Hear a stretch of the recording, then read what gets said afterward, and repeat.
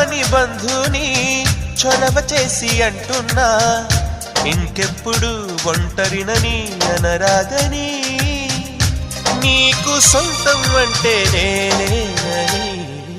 కొమ్మ కొమ్మ విన్నావమ్మ కోయిల వస్తుంది, వస్తూ వస్తూ తనతో వెన్నెల వెలుగులు తెస్తుంది.